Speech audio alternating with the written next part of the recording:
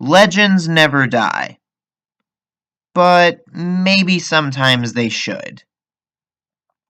Runeterra is a world filled with stories. The lore of League of Legends is not a singular tale, but rather dozens of different plot lines scattered across a variety of fantastical nations and continents. Some plots follow a battle for the fate of the world itself, while others focus on political intrigue and more grounded conflicts. Everyone has their favorites, but those who follow these stories for any extended period of time may have noticed something. None of them have ever truly ended. When Riot announced their initial reboot, there was a lot of controversy around the decision. Now, I've already made an entire video on that subject, so you can go give that a watch for more details, but here are the basics. Once upon a time, the League of Legends was basically an organization that allowed nations to settle their political disputes through what was basically a blood sport. The real kicker was that they devised a way to stop anyone from actually permanently dying during said blood sport. If it weren't obvious, the blood sport in question is the game itself, and the method by which the League averted death was the respawn mechanic. All of this was overseen by a group of powerful mages called summoners. As interesting as this was, though, an inherent issue slowly became evident with summoners and the League over time. The Institute of War was effectively treated as an independent organization with complete sovereignty over all conflict and Runeterra. And any nation that tried to partake in more traditional warfare was severely reprimanded, to put it lightly. In one story, Demacia and Noxus tried to have an actual battle between their militaries, and the summoners of the Institute banded together to effectively trap both armies in a time bubble before even a single attack could be thrown. Basically, outside of the League of Legends itself, nobody was allowed to fight, let alone kill each other. Anyone who tried was severely punished by the summoners, regardless of where or when they fought. It created a sort of eternal deadlock between various characters. Certain rivalries could never be truly resolved, even if a champion's main motivation was specifically to kill another champion. You can see why this became sort of limiting, hence why Riot decided to reboot the entire world and make the lore and game completely separate entities. In spite of this, however, Riot is still held back by certain restrictions. While the last several years since the reboot have given us some legitimately great stories set in the world of Runeterra, the stories are still held back by one key issue. Champions have plot armor. Despite the fact that summoners are no longer present to interfere, anytime champions fight in the lore now, they're never allowed to actually kill one another. Oh, Xerath and Nasus fought in the Bloodline story? Xerath just leaves Nasus buried under a bunch of rubble. Wounded, but alive. The Ruin King is causing a global harrowing? Well, we aren't strong enough to actually kill him, so let's just trap him in the ruins of Camavor. Sarah Fortune blows up Gangplank's ship? Nope, he survives, and is now working to rebuild his pirate empire. No matter what happens, no matter how badly they may want to, a champion will never kill another champion. Why? The answer is honestly pretty simple. Because that would mean the conclusion to a champion's story. League's current lore, even when it's at its best, is based on a foundation of being able to just continue forever. It follows a similar structure to comic books, honestly. Oh, Superman's been killed? Don't worry, we will find a way to bring him back, because of course we're never going to stop telling Superman stories. Captain America's retired and passed the mantle on to someone else? Don't worry, we'll always find a way to give it back to Steve Rogers. Even in stories where these events are treated more permanently, they're always considered side stories or alternate universes. In the mainline comic continuity, the status quo will always be maintained in some way, shape, or form, and the same is true for League. So many champions, especially more modern ones, are written so that they can just continue cropping up in stories indefinitely. Nyla is hunting monsters. Lilia is attempting to find a way to save her tree.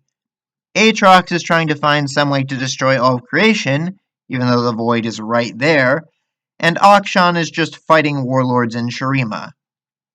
These are all motivations that can be stretched out indefinitely, stories without a clear endpoint, as it were.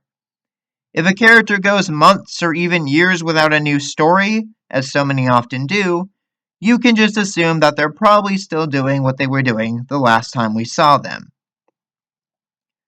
Honestly, though, I suspect that there is another reason. League has over 140 characters in its roster, and every champion is someone's main, no matter how unpopular they might be. Even though the game is no longer canon to its own lore, be honest, nobody wants their favorite character killed off. For example, sure, you could purify Thresh in the main lore and still have him be playable in-game, but that would feel a little weird, wouldn't it? Maybe some Thresh mains wouldn't care, but I imagine others might not like that their favorite lantern-throwing maniac is technically no longer around. So Thresh will never be purified. None of the undead characters will. The Shadow Isles will never be free of their curse, and characters like Maokai and Yorick will just have to keep suffering the Black Mist forever. Why? Because that is the status quo, and Riot doesn't want to move away from it. The Void will never consume Runeterra, but it won't ever be properly driven back. The conflict between the Ascended will never be resolved. That's just how things are, and that's how things are going to be. No matter how crazy or world-altering things get, it will always return to a status quo. And personally, I have mixed feelings on the matter. On one hand, I do think it sucks that so many stories can just never reach a proper conclusion, that we're left to imagine how some grand battles may play out because we'll never get to see them canonically happen. On the other hand, there is a part of me that's come to enjoy the status quo. As I said before, it's a similar sort of appeal to comic books. Knowing that there will always be new stories for your favorite characters to get involved in is comforting, I suppose. What crazy powerful enemy will Olaf challenge next in his quest to die? What sorts of misadventures can Yumi get up to while she's searching for Nora? These characters may never be able to achieve their ultimate goals, but the interactions they have with the many fantastical entities and elements of Runeterra on the way are a huge part of the appeal for many. Even in rare instances where a character's story seems to have progressed, there will always be more for them to do. Yasuo has probably had the most development of any champion in the game. He's cleared his name, discovered the truth behind his elder's demise, was forgiven by his community, and even more or less made peace with his brother's ghost. In spite of that, he's still wandering, seeking a purpose, because that is the core of his character fantasy. The lone Ronin traveling where the wind takes him, facing any challenges he comes across on his aimless road. Even if a character's arc does reach some sort of conclusion, there will always be more for them to do. So, what can be done? What should be done? Is it alright to just leave these plot points dangling endlessly? Or do the champions we know all deserve some form of closure? Honestly, I think the answer is bound to vary per person, and I don't believe there's a single correct answer. I do, however, think there is a solution that could potentially benefit everyone. League is a multiverse, with many different alternate timelines and realities. While this is most apparent with alternate skin lines, which gives champions different roles to play in different worlds, we know for a fact that there are also different iterations of the mainline characters as well. How? because Zillion and Echo exist, two characters who both manipulate time and who have confirmed for us that different timelines coexist, different outcomes based on decisions made by Runeterra's inhabitants. While the exact mechanics of how this functions have yet to be fully explored, I absolutely think that it should be. Imagine, if you would, an alternate timeline or future where we see Xerath triumphing over Azir, or vice versa. How would the world react to one of Shurima's self-proclaimed God Emperors finally claiming dominance over the other?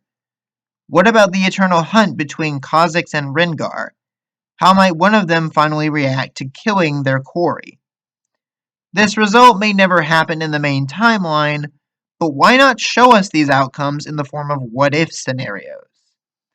I mean, we've technically already dabbled with this a bit before. Kane's entire character gimmick is that he has two possible futures. One in which he overcomes the Darkened Scythe, and one where he's possessed by it. It's fairly obvious that we'll never actually see the canon outcome of this struggle, but we're shown the end results of either path. Hell, Legends of Runeterra has even delved further into this concept. The entire Darkened saga seems to be following the path in which Shadow Kain prevails, because that's the path where Yi's student gets her hands on the Darkened Blood Letters. Zilani's reawakening seems to be what rouses all the other Darkened into action once more. On the other hand, if Ross prevails, he takes the Blood Letters for himself, presumably preventing another Darkened war, but becoming a tyrant in his own right. Give us more of this, Riot. It can be in the form of shorts, comics, stories, whatever. Hell, you can just keep doing it in the card game if you feel so obliged. If the main Runeterra we all know is never allowed to truly see closure to its stories, then why not explore other versions of Runeterra? Show us an alternate timeline where the Isles are purified, where the civil war in Demacia is finally won, where the inhabitants of Runeterra and beyond either team up to drive back the void or are consumed by it. Show us what can happen if Warwick truly regains his humanity, or if Jin finally succeeds in assassinating Shen and Zed. Yes, I am aware that many of these can be found in the form of fanfiction already, and massive props to the fanfic writers who've offered their own interpretations of these events. Still, I don't think anyone will disagree that it would be epic to see how these stories are handled in an official capacity, with an actual budget behind them, so long as the time and care is taken to execute them properly. But what do you all think?